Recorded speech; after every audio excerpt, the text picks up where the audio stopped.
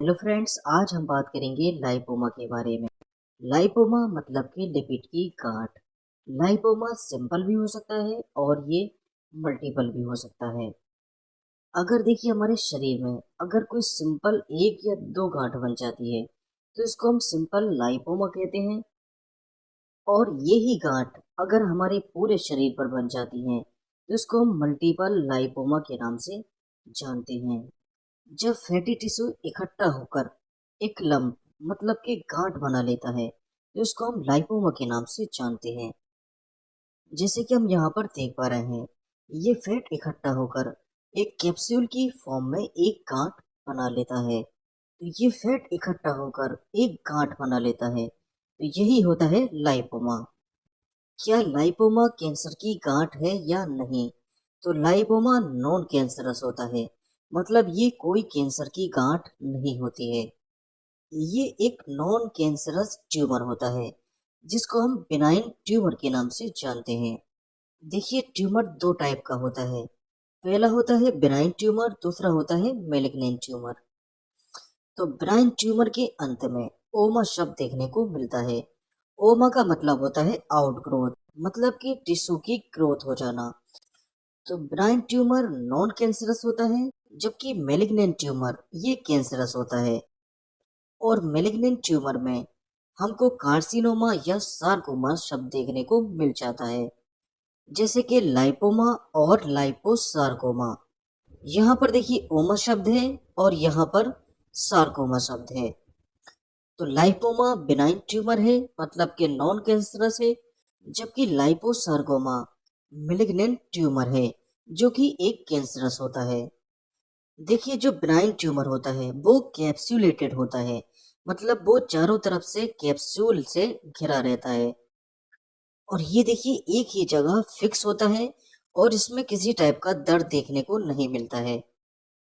जबकि malignant tumour के case में ये एक जगह कैप्सूलेटेड नहीं होता है।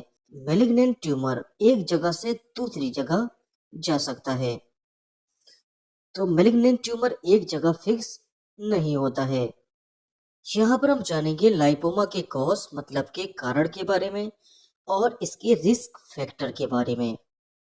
तो लाइपोमा किस किस कारण से हो सकता है?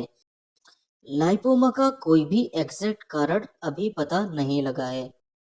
लाइपोमा कोज करने के बहुत सारे कारण हो सकते हैं, जैसे कि diabetic mellitus, physical trauma, genetics का कोई कारण, मोटापे का बढ़ना मतलब कि ओबेसिटी, या हाई कोलेस्ट्रॉल का ब्लड में पाया जाना। इन कारणों से लाइपोमा हो सकता है। लाइपोमा को बढ़ाने वाले कौन कौन से फैक्टर हो सकते हैं जिससे लाइपोमा का चांस बढ़ जाता है? तो वह कौन कौन से फैक्टर हैं? पहला, एज। एज के साथ साथ लाइपोमा का खतरा बढ़ सकता है। दूसरा, जेनेटिक्स के कारण। तीसरा, ओबेसिटी, एल्कोहल यूज करने के कारण, या किसी टाइप की ट्रॉमेटिक इंजरी हो जाना, या हाई ब्लड शुगर लेवल हो जाना, या हाई कोलेस्ट्रॉल का पाया जाना। तो ये होते हैं रिस्क फैक्टर ऑफ लाइपोमा। देखिए, लाइपोमा को रोकने के क्या क्या प्रिवेंशन हो सकते हैं।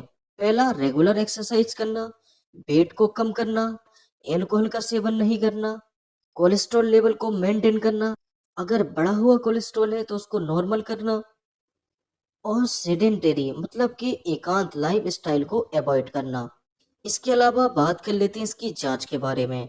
यहाँ पर किसी भी टाइप की गांठ को पता करने के लिए क्या ये लाइपोमा है या लाइपोसार्कोमा है या किसी टाइप का कैंसर है, इसके लिए एमआरआई करा सकते हैं या बायोप्सी करा सकते हैं।